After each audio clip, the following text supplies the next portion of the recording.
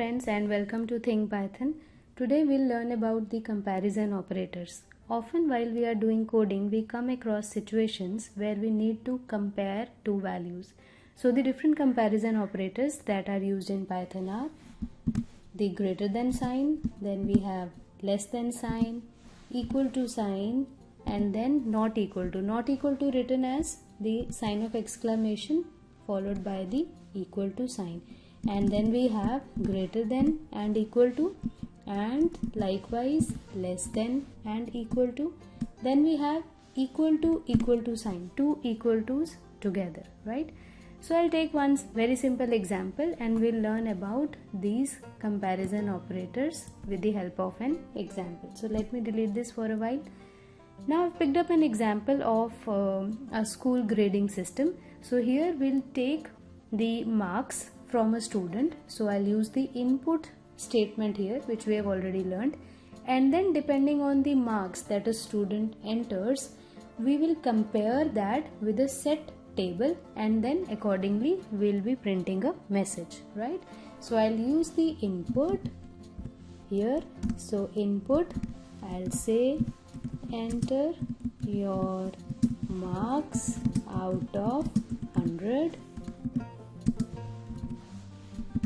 like this.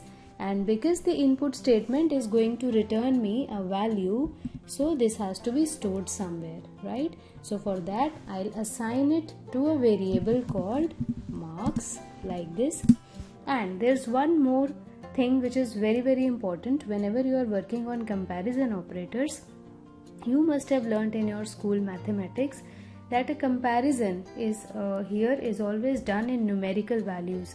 So, and you also know that whenever a value is returned by using the input function and it is stored in marks, it is of the nature of a string, right?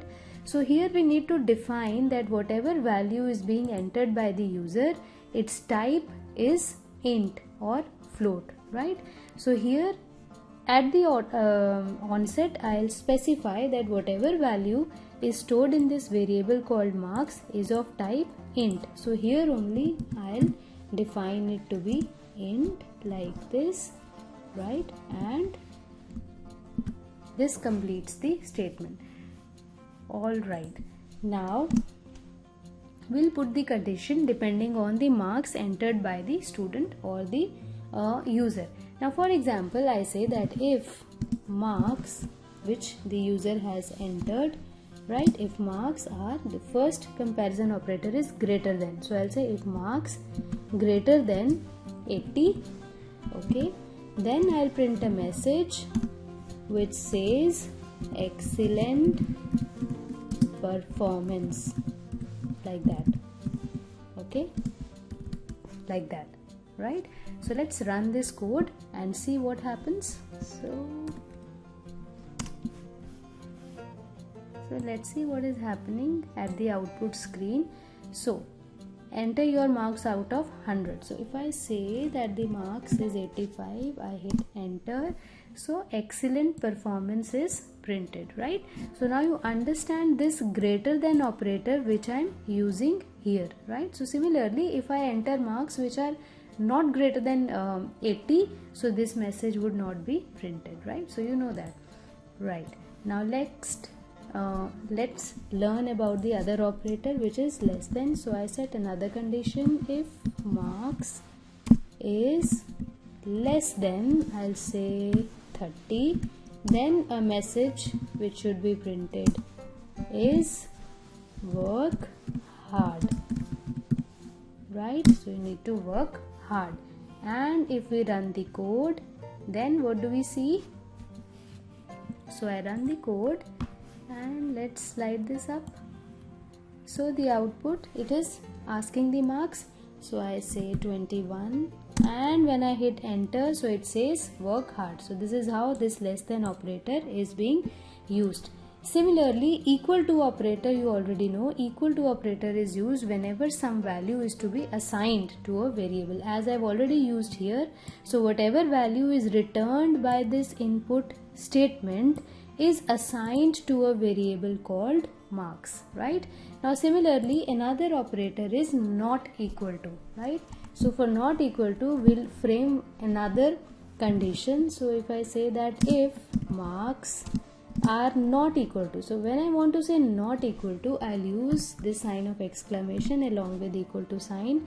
So when marks are not equal to 60, then I should print that, what should be printed?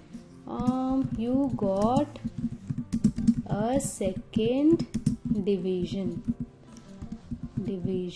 here, division, division. So you got a second division. So whenever the marks are not equal to 60, then you got a second division, right? So this would be printed. Now here, right, and we enter the marks which are not 60, right? So it has printed you got a second division, right? Now the next condition is whether we want to check for a particular value, right? So I say if marks are equal to 100, right? Now equal to means that this is checking the equality, whether marks are equal to 100.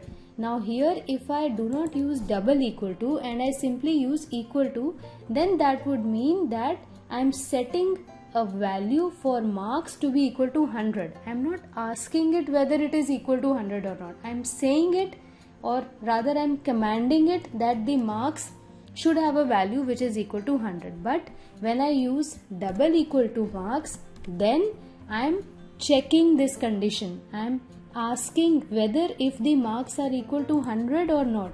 So if the marks are equal to 100, then I should print outstanding performance, right?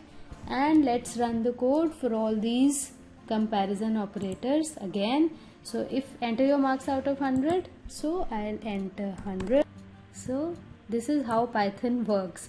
So marks are 100. Now by entering 100, the number of conditions that are satisfied would be executed here, right? So see, when the marks are 100, so this condition is satisfied because the marks are greater than 80. So it printed excellent performance, right? Then it checked the second condition. If marks are less than 30, no, it jumped to another.